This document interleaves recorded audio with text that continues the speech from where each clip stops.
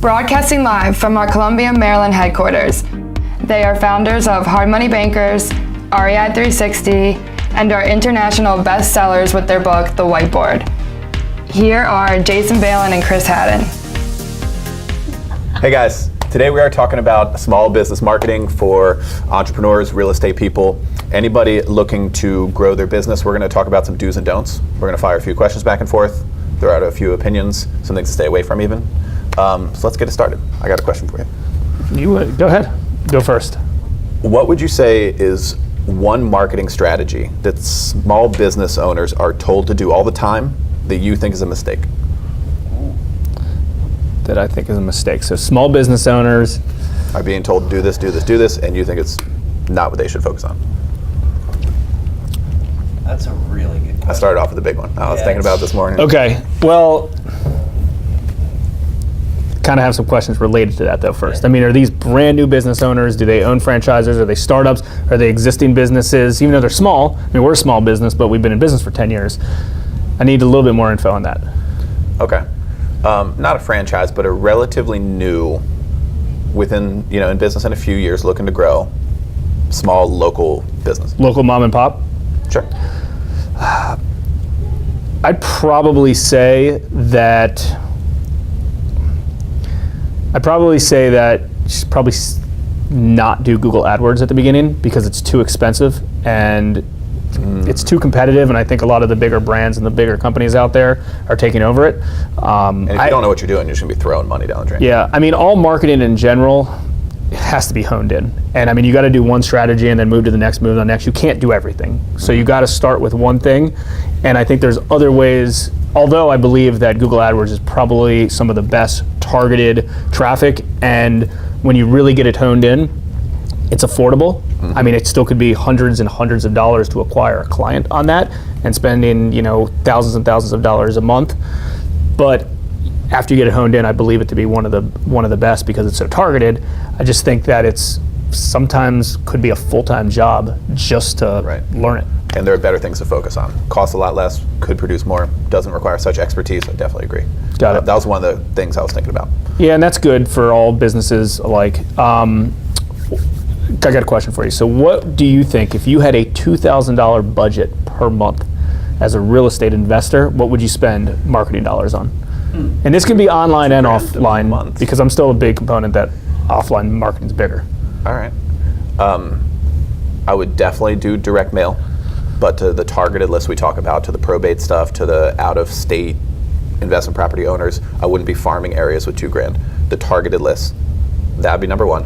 And number two, I think I would say Facebook ads to find sellers, like we've been talking about recently. I think Facebook is really, really undervalued. Their clicks are incredibly cheap. Still, I don't know how long that's going to last, just like Google was in 2007, same deal. That's going to be getting more and more expensive. I think right now, between the targeting and the price, that would be number two. So with Facebook, do you think the ads would be more promoted post and getting eyeballs on your content on a social component, or just straight ads on the right-hand side? Well, that has nothing to do with the social side of things. Since you said, that's a good question. Since you said real estate investors, and in all likelihood they're looking for sellers of properties, I would say straight ads. If you have a following and a community and a business page and everything else, I would say promoted posts. That's fair. I would think I would agree with that. Okay. I got one for you. Facebook side. I got one for you. Who is a marketer who you know personally, who you would consider to be awesome at marketing, and why? And don't say me. I would not say you. Okay.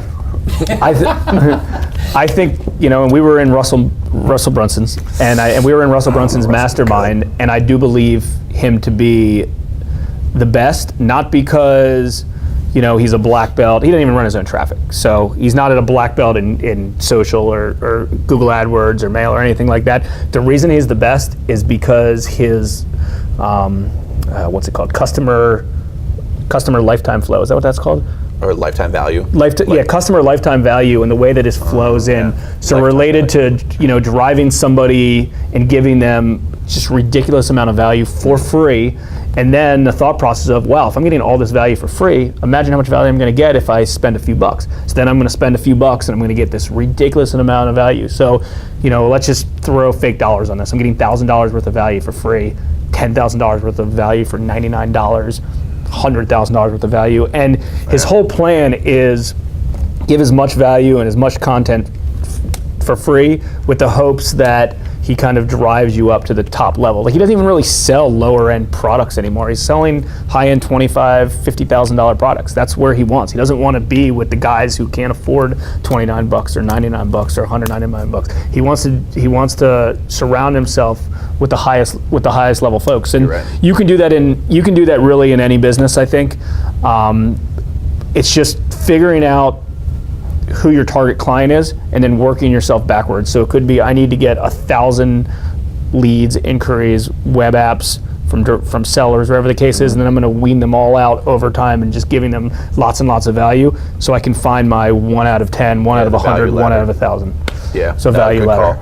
And he does that, and he does a lot of sales through webinar processes because he believes the webinar converts the best for a higher ticket item like that, and I agree with it. And we've done that to some capacity in the past, and it is very effective. Yeah, definitely. Russell's a great marketer, and you're right. Like, he's not necessarily a black belt in every little aspect, but he brings it all together so well.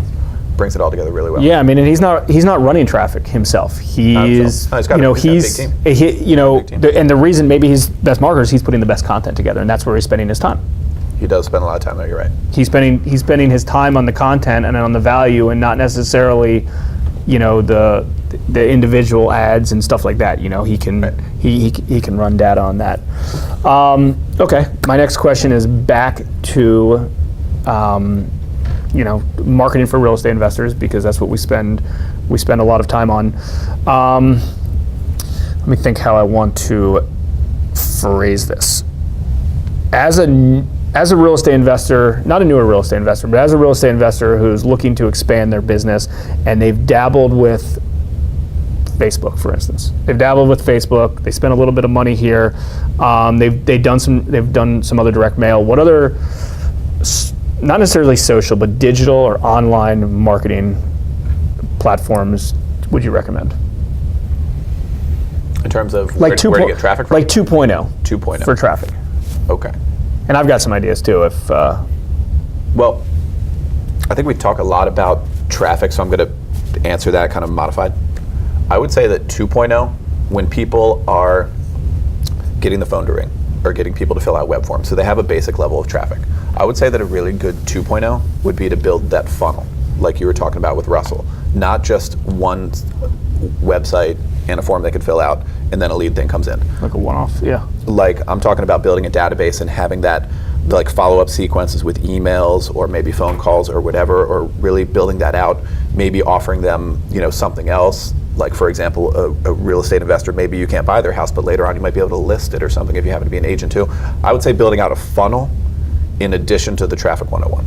Yeah, I agree with that, and I think most real estate investors are not doing that. Mm-hmm. And also, going back to the Russell thing, that's interesting is, there's a true stat that you typically do not make money or close a sale on your first touch. And most traffic in general is expected. We all expect that, hey, I'm sending somebody and I'm calling them for the first time, or I'm meeting with them for the first time and I'm expecting to close the sale. Sales are not closed like that in this day and age. Never have been. It takes time and retention. There's loans that we do for our borrowers that came onto our list 6 years ago, and we're just doing a deal for them now. Yes, sometimes sometimes they come to the mix and we do a deal for them a week later, but a lot of the times, it's just the right place and the right time. So I would think in general, going back to summing a lot of this up, running traffic online, offline, going to real estate groups, going to B&I groups as a small business owner, or network referral group, whatever those chamber groups, all of those are all different online and marketing sources.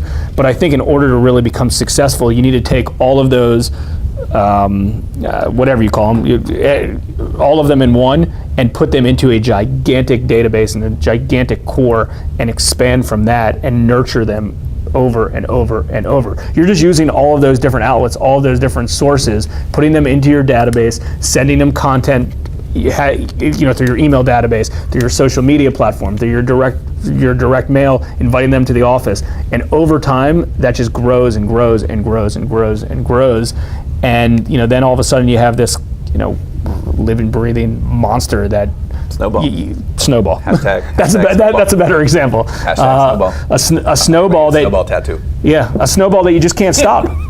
I mean, those snowballs get big enough, you just can't stop it. You cannot stop from business coming in when you get to that level, and you do a one-off thing here, one-off thing there. I mean, we've never looked at a statistic related to have the ad that we did turn into a sale tomorrow, right? Like we put an ad out today and we try to make money off that ad on an online platform tomorrow. It just doesn't exist. But we know that if we spend a certain amount of money on our advertisements in order to acquire a client, it costs us about $25 for an email address. That's just what if someone wants to sell us leads for real estate investors locally, we pay $25 for a lead. That's just what our metrics works, and we know that it backs out in the long run.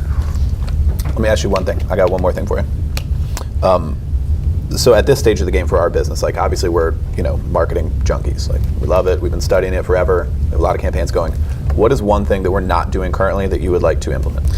We're not doing enough offline or direct mail. I know that for a fact. Not doing enough direct mail. We are very heavily focused online, digitally, and there is a gigantic group of real estate investors that are not online.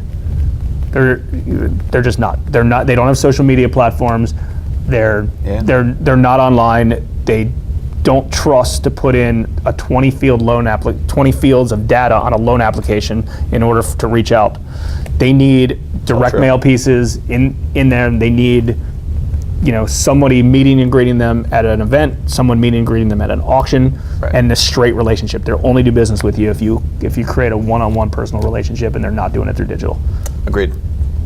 True. So I would say if you're a small business owner, real estate investor, whatever, make sure we've talked about the online-offline blend. Make sure you're doing your offline advertisements, your online advertisements.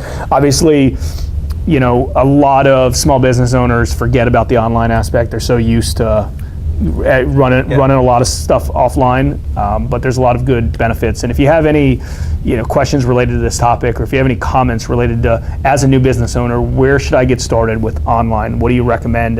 Online, happy to help. We've been doing it for the most part full-time since 2007 now. It's going on 10 years, and we do believe that a lot of the success that we have today has come from really understanding the digital aspect and learning online channels of internet marketing. For sure. Yeah, so please let us know what you think. Or let us know what your favorite marketing campaign is. Out of everything you do in your business, leave a comment. Let us know what you think is number one. Help out some other people who are going to check out the video or the audio. Cool. Like, comment, share, subscribe. As always, we appreciate it. Jason and Chris, Hard Money Bankers, and REI 360.